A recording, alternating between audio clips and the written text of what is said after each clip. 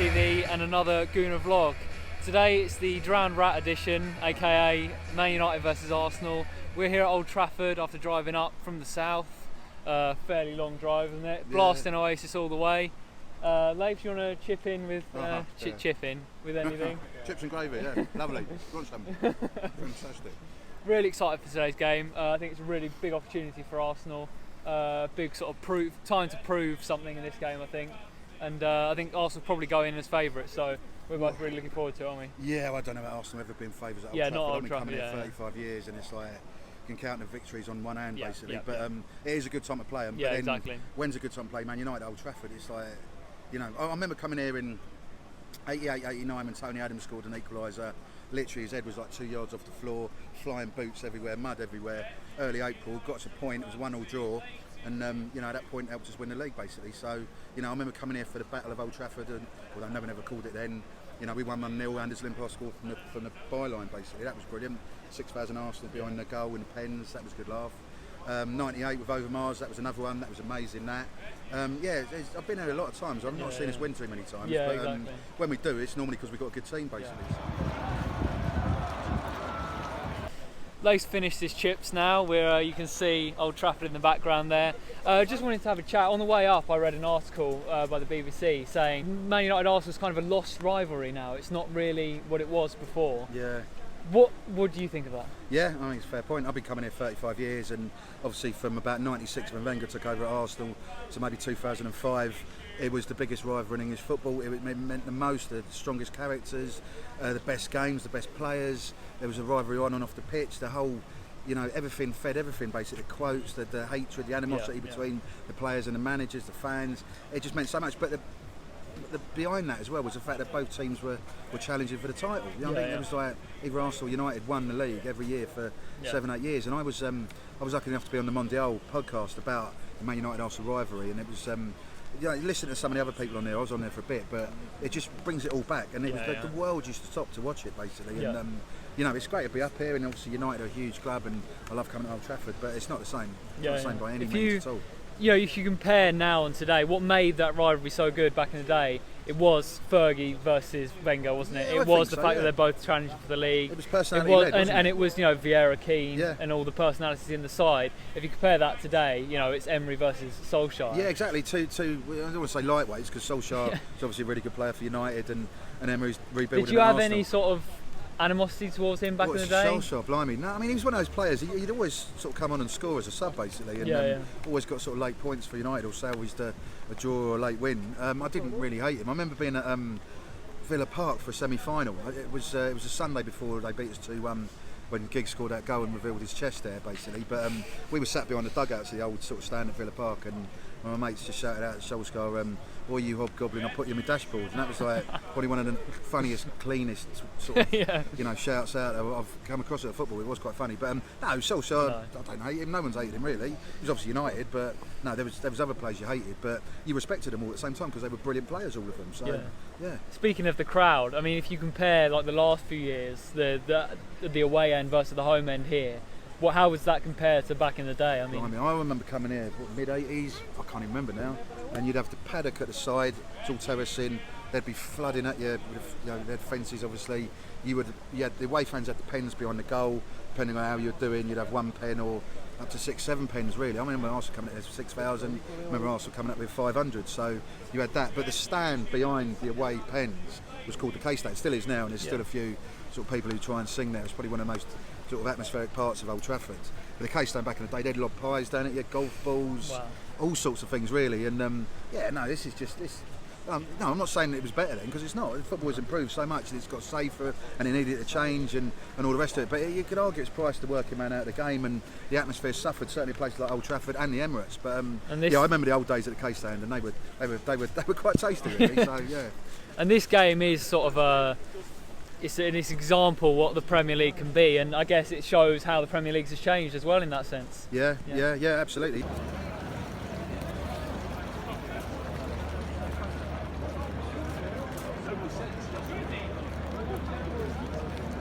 Despite the rivalry not being what it once was, this is still a massive game for Arsenal. For me, it's a chance to really prove something. It's a game that although it is Old Trafford away, and obviously Arsenal haven't won here since 2006 in the league. It's Man United, and probably the best time for Arsenal to play Man United for a long time, isn't it? Yeah, in terms of form and stuff. But as I say, it's Man United at Old Trafford, and Arsenal never seem to do that well over here. Like you say, 2006. Are you feeling pessimistic then? I never feel optimistic coming to Old Trafford. It's Old Trafford, it's Man United. Yeah. So, you know, Adebayor scoring in 2006 was the last time we won here in the league. Yep. I was up here when Danny Welbeck got the winner in the cup. That was a brilliant night. It was 9,000 Gooners there, and the away end we won 2-1. That was a really, really enjoyable night. That was 6th round of the cup in 2015, I think it was. So we have won up here, and I've seen us win up there over the last 35 years, but not that many times. So Man United could be bottom of the league, and it wouldn't matter because it's Man United at Old Trafford. So, you know, I'm not optimistic. Arsenal just need to play well, and we'll see what happens. Should have won last year. I was here for the 2-2. Should have won. We didn't win. It's a story of 35 years of watching Arsenal, give or take 5 or 6 exceptional performances over that time. So yeah, I'm not optimistic. I never am. I think Man United's threat is a lot weaker than the last few years, and Arsenal have a chance to really end this run, a barren run, to be honest. Yeah, absolutely. But I've said that so many times over the last 35 years. If we can defend well, David Luiz doesn't go walkabout. If Socrates holds his line, you know, if the rest of the defence work as a team, then we've got a chance. But if we don't do that, Man United beat us, and they beat us again. Yeah, regardless of what Man United can do tonight, it's whether Arsenal can show some actual defensive organisation finally. And you know, we know what the attack can do. We know that Aubameyang will step up if he's given the chance. So I think, personally, I think Arsenal got a chance tonight. But we'll see. I hope so. I'm never backing against Arsenal because I love Arsenal. But at the same time, I'm trying to be realistic. It's Man United at Old Trafford. Yeah, I agree. I want a good game from our captain, Granit Xhaka. Yes. He's been appointed captain, whether you agree with it or not. Let's get behind him. Let's get behind the old Arsenal team and see what happens. But Granit Xhaka needs to step up as well. It's not just the fans, it's not just people off the pitch. He needs to play well too. It's a big game for him tonight. If he can sort of show that actually he has got some sort of captaincy material. To be honest, we haven't seen any of that so far. No, exactly, so I'm not optimistic on that. And if I was him, I'd be like, do you know what? I'm getting stick. I'm going to stand up and I'm going to play as well as I can tonight in the biggest theatre in English football, and people can slag me off if they want to afterwards, but it won't be through lack of trying and won't be through lack of effort, and hopefully it won't be through lack of performance. Whether that happens or not is a completely different matter.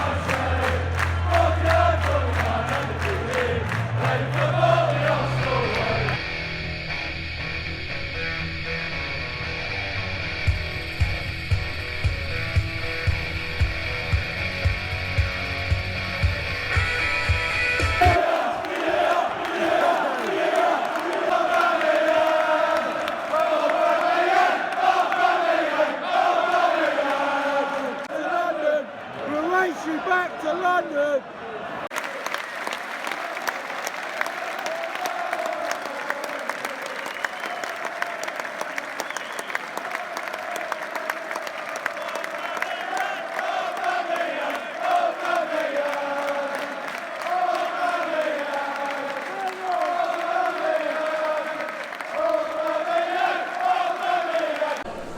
Welcome back to Gooner Fanzine TV. Minutes after Man United won, Arsenal won at Old Trafford.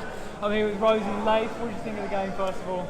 I just think there's something missing. Like when I was watching it today, we were going forwards and we had Aubameyang and then nothing. Like Ceballos is good, but he was like running like sideways and there's just something missing. And it's not Mesut Ozil. I don't think it's Mesut Ozil. I don't think Pepe's really ready yet. I think it's just going to take a while, the whole thing. And then the big man, finally, of the starters. Got a goal, really nice finish. Eventually ruled as a goal by VAR. Massive celebrations. Ever reliable. I gave him a 7 or 7.5, I think. Really sharp the whole game. He doesn't get the ball very often, but when he does get the ball, he's normally doing something positive, or he's scoring. So, what did you give Aubameyang? I'd give him like an 8.5 because I thought he was our star Really? player. Yeah. He, like, if you people watched him, like going forward, he was always, you know, where he needs to be. His positioning's brilliant, his movement's brilliant.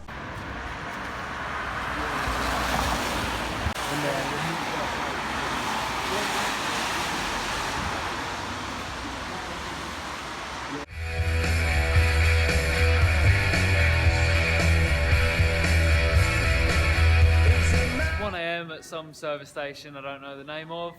Just get final thoughts on the game.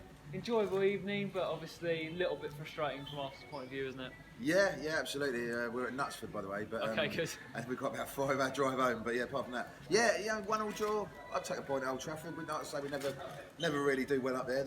United would have taken a really poor side, I thought, today. But did Arsenal play that well? You know, people are talking about Saka playing well. I know he got his assist. And we really want him to do well. Aubameyang played well, but I thought Arsenal could have done better, really. But you would take I'd have taken a point before the game, basically, even though it was a bang average United side. So it's slightly frustrating, but then Arsenal are slightly frustrating at the moment. But move on. Obviously, Bournemouth on Sunday, Liège Thursday before that. Yeah, let's kick on. Yeah, Arsenal still unbeaten over the last sort of 4 or 5 games, so let's kick on. Yeah, it's another game where quite a talented squad that really should be finishing top 4 look like they don't really deserve to finish top 4 in that game. Who, Arsenal? Arsenal, yeah. Well, United don't finish. Yeah, but same as Arsenal. Nah, so there's a lot of top 6 sides that don't really look as top 4 worthy as they used to. Man City and Liverpool are brilliant teams. Yeah, everyone else is up. Every other it's hard place to is up for compare them, grabs. isn't it? Yeah, and you know, I think Arsenal have got every right to challenge for 100%. They top should 4. do, but at the minute they're not looking like they're. Who's better than us, really? Yeah, though? no, So 100%, you know,